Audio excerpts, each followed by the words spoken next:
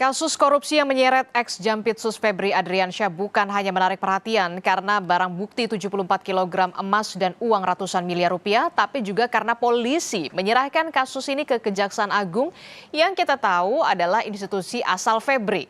Banyak pihak yang meragukan penyelidikan akan berjalan independen, bahkan disinyalir ini melanggar KUHAP. DPR bahkan mengusulkan penyidik diganti hingga membentuk panja pengawas. Bagaimana seharusnya kasus ini ditangani? Kita bahas bersama dengan sejumlah narasumber. Ada Ketua Komisi Kejaksaan RI, Pujiono Suwadi, dan juga penyidik KPK 2013-2021, Yudi Purnomo, telah bergabung bersama kami melalui sambungan daring. Selamat pagi, Assalamualaikum Bapak-Bapak. Pagi, Mbak. Pagi, Prof. Iya, saya ingin ke Komjak dulu. Pak Puji, ini kan kalau kita lihat ya, polisi menyerahkan kasus ini ke Kejaksaan. Prof Mahfud mengatakan ini melanggar KUHAP. Nah, bagaimana Komjak bisa menjawab pernyataan ini sebenarnya? Ya, kalau menjawab Prof Mahfud tentu kan semua orang bisa sependapat dan juga bisa berbeda pendapat ya.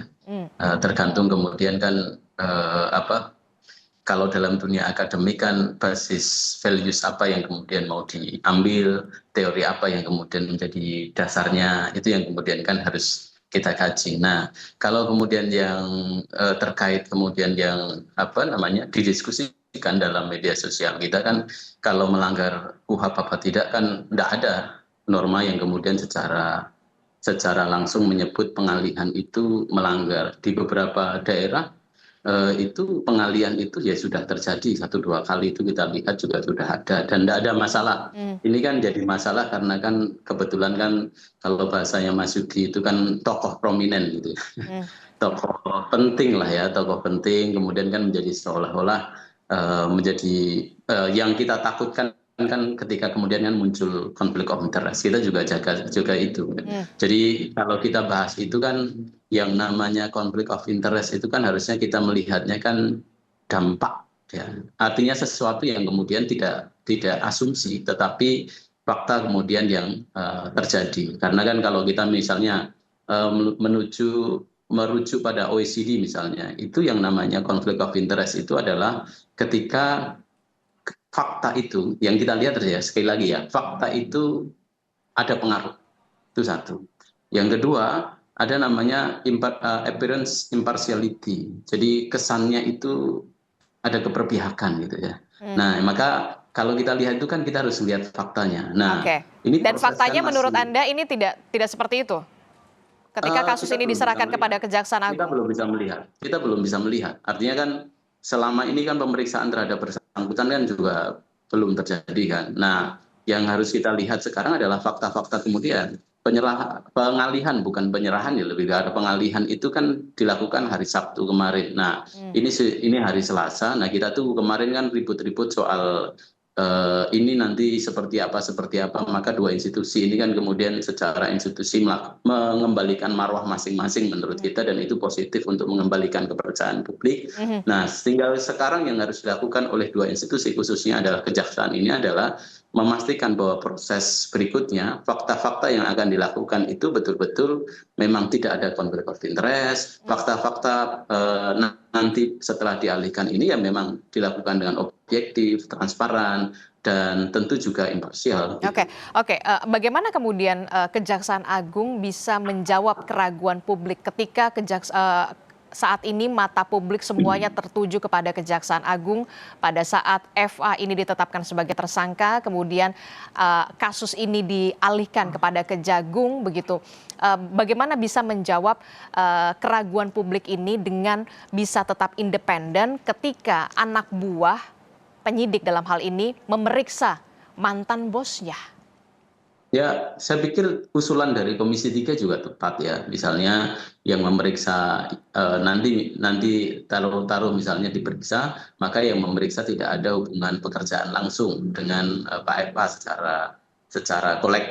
secara kolegial tentu ya. Misalnya Kasubdit. Nah, Kasubditnya tentu kan selama ini sudah menjalin hubungan dengan Pak FA. Nah, itu barangkali nanti apa namanya Pak Jaksa Agung bisa mempertimbangkan untuk kemudian yang melakukan penyidikan terhadap pemeriksaan juga terhadap Pak FA ini bukan Kasubditnya. Jadi yang secara struktural ada kaitannya langsung itu bisa kemudian tidak terlibat dalam case ini. Dan kejaksaan itu kan organisasi yang menurut saya tidak kecil, organisasi yang besar dan punya resources yang juga tidak sedikit. Nah, tinggal saja dipilah bahwa yang melakukan pemeriksaan terhadap case ini adalah orang-orang yang tidak terkait secara langsung. Kalau terkait kan secara tidak langsung kan pasti banyak, namanya Jampitsus itu kan memiliki kewenangan supervisi sampai case-case daerah. Nah, yang tidak terkait case secara langsung, yang tidak terkait dengan yang bersangkutan secara langsung. Ini penting untuk menjaga tadi yang disebut adalah soal independensi, soal juga konflik of interest dan segala macam itu. Nah,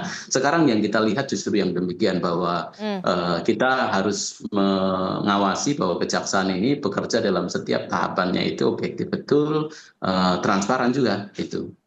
Oke, saya ingin ke Mas Yudi. Mas Yudi, Anda sebagai penyidik KPK 2013 hingga 2021 tentu banyak juga menangani kasus korupsi kakap dalam tanda kutip begitu ya. Tapi kemudian ini menjadi sorotan ketika polisi pada saat awalnya ini ditangani polisi, kemudian ini dialihkan kepada Kejaksaan Agung ketika salah satu tersangkanya adalah berasal dari Kejaksaan Agung. Bagaimana Anda melihat kasus-kasus korupsi kakap semacam ini?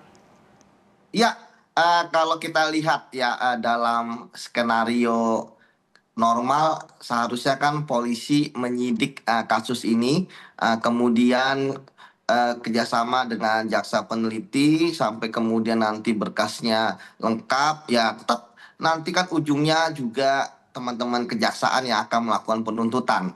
Artinya di sini poinnya kan ujungnya tetap di kejaksaan. Jadi ketika ada konflik interest dan sebagainya, KUHP aja sudah mengatur kalau tetap jaksa yang kemudian menuntut gitu kan, bukan polisi. Kemudian kita lihat skenario berikutnya yang bagi saya masih agak baik ya, yaitu melimpahkan kepada KPK. Kan sempat kemarin itu bagaimana ada papan nama ya, dua bos di KPK gitu ya, Korsup, Deputi Korsup dan Deputi Penindakan ya, walaupun kemudian tidak jadi gitu ya. Tetapi kan di situ sudah ada sinyal ya, bahwa ada opsi pada malam itu KPK akan mengambil alih ya, terkait dengan kasus ini. Kalau KPK mengambil alih maka tentu penyidikan, penuntutan KPK semua yang kemudian menangani. Tetapi kemudian ya saya melihat bahwa tentu kalau dari jawaban KPK ya ketika ditanya kenapa tidak jadi pada malam itu, ya tentu alasannya normatif ya, yaitu bahwa saat ini belum ditemukan alasan untuk mengambil alih. Misalnya kasus berlarut-larut tanpa alasan yang tidak bisa dipertanggungjawabkan, atau kemudian ada dugaan tindak pidana korupsi dalam penanganan kasus korupsi, atau kemudian yang lainnya ya, misalnya ada intervensi dari eksekutif, legislatif, yudikatif. Jadi dari dua opsi yang pertama ini ya saya melihat tentu ternyata kan tidak bisa dijalankan ya, karena kemudian akhirnya kan ya dalam hukum kita tahu ada hukum formil dan juga hukum material, dan perbuatan pidana adalah perbuatan material dan visi dari kita adalah memberantas korupsi. Sehingga kemudian saya melihat ada win-win solution lah pada malam itu, bagaimana kemudian ya sinergisitas yang dikedepankan ya, bagaimana akhirnya keputusannya kepolisian kemudian menyerahkan kerja-kerja penyidikan yang telah mereka lakukan kepada teman-teman kejaksaan. Tentu ini bukan dengan cek kosong ya, atau dengan kontrak tanpa isi gitu ya. Pasti sudah ada kesepakatan ya di antara para pimpinan bahwa ini pasti akan lanjut. Buktinya tentu teman-teman di kepolisian juga sudah mengunci dengan adanya 2 tersangka, bahkan menahan 1 tersangka ya. Kemudian juga kejaksaan tentu ya, kepercayaan dari kepolisian bagi teman-teman kejaksaan pasti akan dilakukan. Konferensi dari Bang Anang sendiri sudah memastikan bahwa ini akan dijalankan, dan masyarakat tentu terbelah ya, seperti kata Prof Puji ya, tentu ada pro dan kontra apalagi terkait dengan pernyataan Prof Mahfud ya. Tapi Tentu saja kita kan yang kita lawan adalah korupsi gitu kan. Ini uangnya udah ada nih, 0,5 triliun lebih, 74 kilo gitu kan. Oke. Kalau masalah kemudian ada celah hukum dan sebagainya, silakan saja para tersangka kemudian melakukan pra peradilan. Tapi pemberantasan korupsi harus jalan terus. Dan kemudian yang harus dilakukan oleh teman-teman kejaksaan bahwa untuk dapat kepercayaan adalah sama dengan dilakukan oleh kepolisian dengan satu tersangka yang lain, ya segera periksa tersangka yang belum diperiksa gitu kan, kemudian dilakukan penahanan dan kemudian ditunjukkan kepada publik, karena publik semenjak Kompres kemarin kan belum pernah melihat Pak Febri seperti itu, sehingga banyak spekulasi mana Pak Febri, bahkan ada isu-isu umroh dan sebagainya walaupun sudah dibantah oleh Bang Anang, begitu Mbak. Oke, karena ini kita juga untuk menjawab pertanyaan dari publik begitu, di mana posisi dari tersangka FA ini, Pak Puji? Ya, dari konfirmasi kita yang bersangkutan masih berada di Indonesia, bahkan masih ada di Jakarta. Jadi cuman titiknya di mana kita belum dapat informasi pasti, dan informasinya yang bersangkutan juga akan kooperatif ketika nanti proses-proses penyidikan yang dilakukan oleh teman-teman di kejaksaan. Jadi kalau kabar umroh segala macam ya namanya apa namanya orang ngait-ngaitin segala macam bisa jadi, tapi berdasarkan informasi kita yang kita dapat dari kejaksaan, yang bersangkutan masih ada di sekitar Jakarta lah.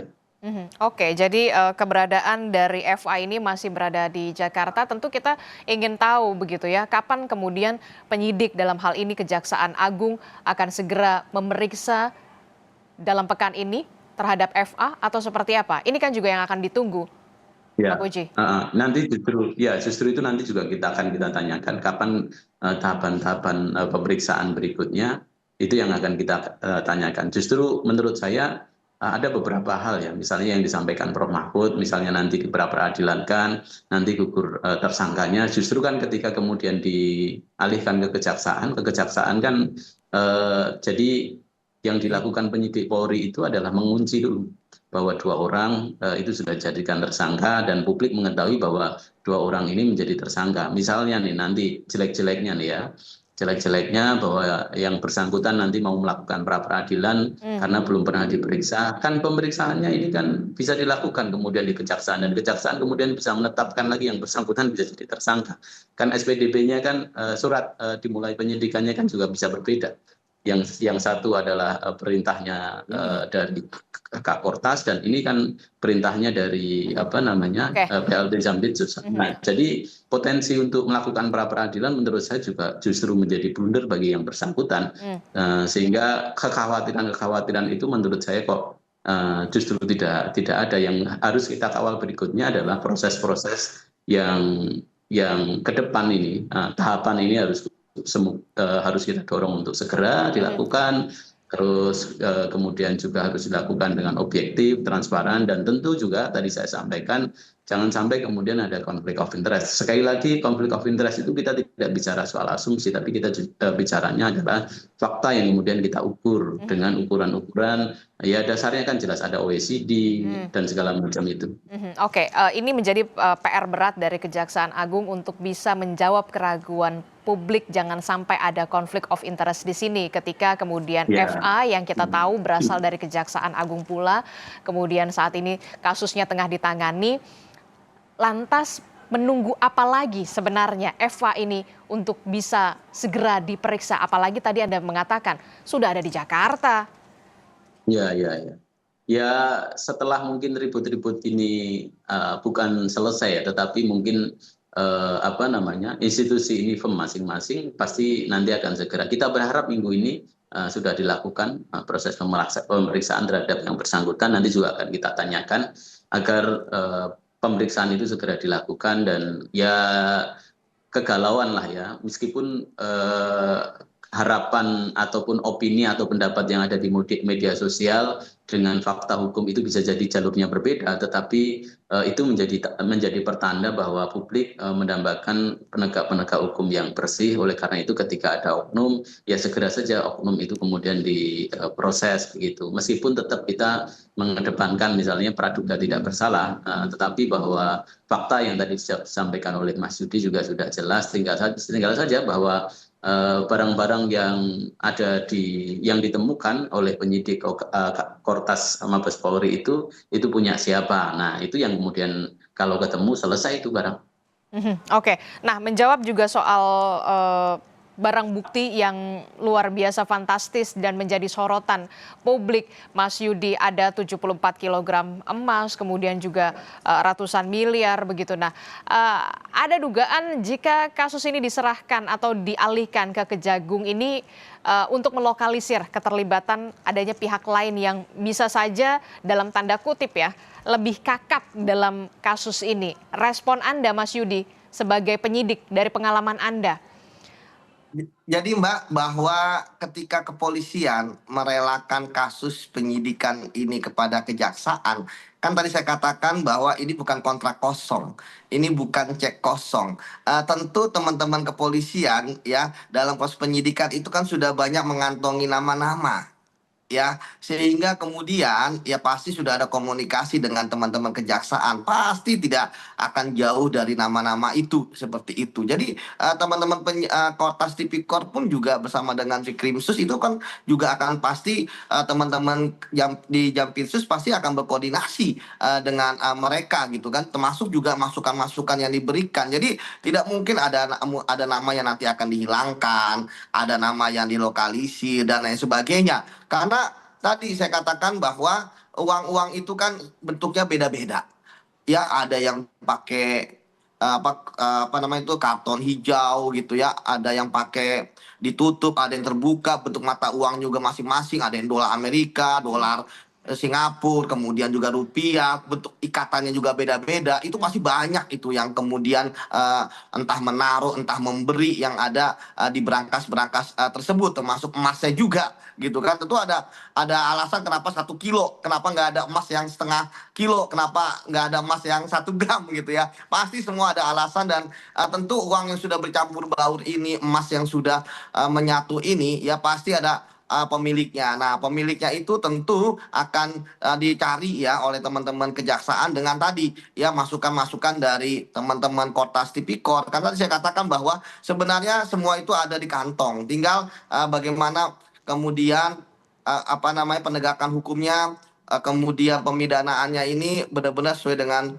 prosedur yang berlaku. Jadi siapapun yang bertanggung jawab terhadap uang-uang tersebut ya, apalagi dari hasil pidana, yaitu bisa harus segera diseret ke pengadilan. Begitu, Mbak.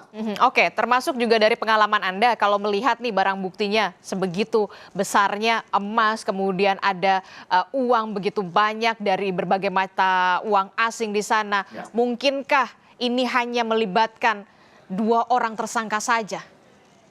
Oh tidak, ya kan? Pasti ini akan berkembang. Kasusnya aja ada 3 ya, mulai dari suplai batu bara, kemudian kasus Krakatau Steel, termasuk kasus Asabri ya. Ini pasti tidak hanya ada di sini. Sekarang kan permasalahannya adalah ya tadi gerak cepat. Jadi teman-teman kejaksaan tentu harus meniru gerak cepat dari teman-teman penyidik Polri ya, di mana dengan gerak cepat menggeledah bisa menemukan banyak. Nah sekarang tentu ini yang dinanti oleh publik. Pertama, apakah uang-uang ini akan bertambah? Ya kan, emas-emas ini akan bertambah dari hasil-hasil penggeledahan yang mungkin akan dilakukan atau hanya segitu saja gitu kan. Ini kan tentu pertanyaan ya, apalagi kemarin DPR kan kalau pas Kompes Komisi 3 kan diduga ada bunker lagi lah, ada ini lagi dan sebagainya. Kemudian yang kedua, apakah kemudian 2 orang ini ya semuanya apakah semua benar-benar intelektual leader dua-duanya, apakah hanya koordinator gitu kan. Jadi ini harus benar-benar diusut ke atas, ke bawah, ke samping gitu kan, untuk tadi mendapatkan kebenaran material, karena pidana itu kan kebenaran yang sesungguhnya ya kan, bukan hanya sekedar formil seperti itu. Jadi ya kedepannya saya yakin bahwa teman-teman penyidik kejaksaan akan bergerak cepat, apalagi isinya ya saya duga adalah orang-orang yang berpengalaman dalam memberantas korupsi ya, apalagi mungkin juga kebanyakan SKPK. Jadi ini kemarin penyerahannya dari SKP KPK yang ada di Polri ke ex-KPK yang ada di Kejaksaan gitu kan. Artinya mereka juga dulu susah senang bareng gitu kan dalam pembahasan korupsi di KPK. Jadi sebenarnya chemistry-nya tuh sebenarnya udah terbangun gitu Mbak. Jadi saya yakin ini akan tuntas. Oke, kalau Anda punya keyakinan ini tuntas begitu, bahkan Anda meyakini ini tidak berhenti sampai di 2 tersangka saja sebenarnya. Nah, bagaimana Komisi Kejaksaan juga bisa menjawab dan bisa menjamin bahwa Kejaksaan Agung punya keberanian ini tidak hanya berhenti kepada 2 tersangka saja kalau melihat barang bukti yang begitu fantastis? Sejak Jumat minggu lalu ya, kita sudah rapat juga untuk melihat case ini. Terus kemudian Senin kemarin kita tetapkan tim untuk memantau incas ya terhadap case ini agar case ini ya yang dikhawatirkan publik menguap segala macam itu tidak terjadi, sehingga betul-betul bahwa case ini akan ditangani oleh teman-teman kejaksaan secara serius, karena memang dan kita yakin juga kejaksaan juga akan menangani ini serius karena yang ngawasi kan banyak, bukan hanya Komisi Kejaksaan, DPR juga membentuk panja, masyarakat melalui media sosial hampir setiap bukan lagi hampir setiap hari tetapi juga setiap jam itu bahkan membahasnya, terus juga KPK melakukan supervisi terhadap case ini, sehingga kita punya harapan betul bahwa kasus ini nanti juga akan ditangani dengan lebih objektif, dengan transparan dan segala macam. Makanya Komjak sesuai dengan tupoksi kita bentuk tim untuk melakukan incas terhadap pengawasan penanganan case ini. Oke, terakhir saya ingin ke Mas Yudi. Mas Yudi, kalau KPK didorong untuk bisa mengambil alih kasus yang menjerat bekas Jampitsus ini, mantan Jampitsus Febri Ardiansyah, agar penanganannya lebih terbuka dan tuntas sekaligus untuk mencegah benturan kepentingan, seberapa besar potensinya itu bisa terjadi? Ya, saya pikir kalau melihat situasi yang ada, KPK saat ini safety player dulu gitu ya. Melihat situasi yang ada gitu ya. Kemudian ya nanti mungkin setelah 2 bulan, 3 bulan, barulah kemudian KPK istilahnya akan masuk gitu ya. Untuk kemudian melakukan supervisi secara mendalam ya. Kalau yang sekarang paling hanya formil-formil saja SPDP, karena memang ketika ada penyidikan kasus korupsi harus mengupload di SPDP online, KPK mengetahui. Jadi formil-formil aja lah, dan KPK memang tidak bisa mengintervensi secara hukum gitu ya penanganan kasus di kejaksaan. Tetapi tadi mungkin setelah 2 bulan 3 bulan tentu ada laporan-laporan dari masyarakat kepada KPK. Nah, itu yang bisa dijadikan alasan mereka apakah poin-poin pengambil alihan kasus ya, artinya proaktifnya KPK itu bisa dilakukan oleh KPK. Tapi saya pikir itu masih jauh lah. Saya pikir ini kita percayakan dulu kepada teman-teman kejaksaan gitu ya, untuk kemudian mereka mampu untuk menuntaskan kasus ini tanpa peduli bahwa sebelumnya ini adalah pernah jadi bos di kejaksaan gitu kan. Artinya saya pikir sekali lagi bagi kita masyarakat, kita percayakan saja dulu gitu kan.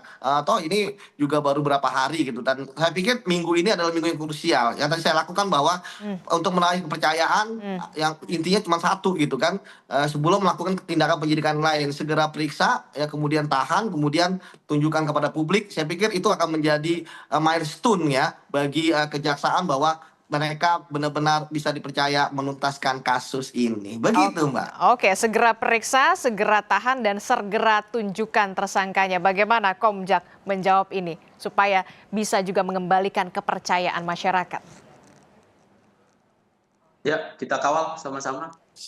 Media juga kita harapkan untuk berperan mengawal bareng-bareng ke sini agar case ini juga berjalan dengan lebih objektif dan juga transparan tentu. Oke, baik, terima kasih Ketua Komisi Kejaksaan RI, Mas Pujiono Suwadi, dan juga penyidik KPK 2013-2021, Mas Yudi Purnomo juga telah bergabung bersama kami. Tentu kita sama-sama mengawal dari pengusutan kasus ini bisa benar-benar secara tuntas terbongkar, tidak hanya soal 2 tersangka ini, tapi sampai menyentuh kepada aktor intelektualnya. Terima kasih Bapak-Bapak, selamat pagi. Assalamualaikum. Terima kasih. Waalaikumsalam. Prof. Yes.